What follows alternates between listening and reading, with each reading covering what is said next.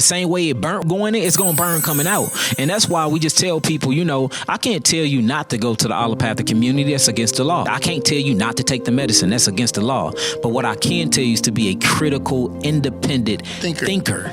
Everybody's talking about this parasite that gets into the pancreas. Pancreaticum, Eurytrema fluke worm. I heard the fluke worm. Man, this thing is a beast, and it actually comes from snails. Snails get in the water. They have this larva in them. You can get it by way of contamination, drinking water. It can get on your dogs and your cats by them going to poop. 4 out of 10 people got this pancreaticum Eurytrema fluke worm. And what it does is it lodges itself inside the pancreas, and it literally chew on pancreatic tissues. It'll chew on the pancreas, and it damages something called the islets of Langerhans. Inside the islets of Langerhans in the pancreas, this is where your alpha cells, your beta cells, and your delta cells are produced at. The alpha cells produces a hormone that raises the blood sugar. It lets your body know that the blood sugar is high. The beta cells produces something called insulin, which act as a key mechanism to open the cells to allow glucose or sugar inside the cells, so you can burn it as energy. But we can do things like we're doing right now, which is to talk to each other.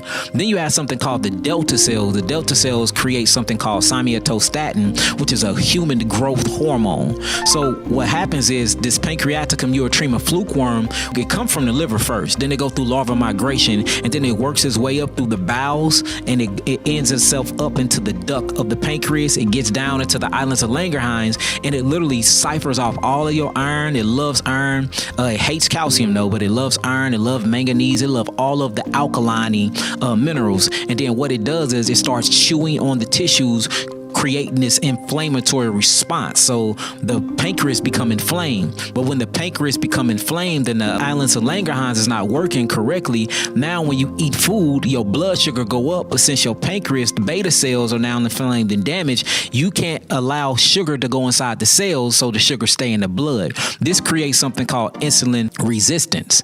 And insulin resistance is the #1 driver to all of the so-called diseases that we are really battling with. So it's good to deworm yourself. Deworming programs, you change your vibration, and you change your vibration so dramatically that the worms and parasites either have to get out of you, this is no longer a good home, or they die in you. And then your lungs and your liver and all that stuff handle it. Like I said, you can't name one disease that a worm is not attached to.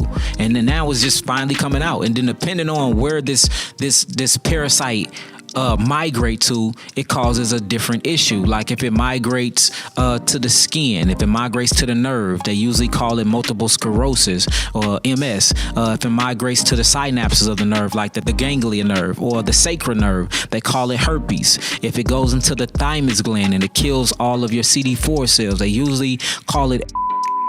If it gets to the skin, they call it all types of skin disorders, psoriasis.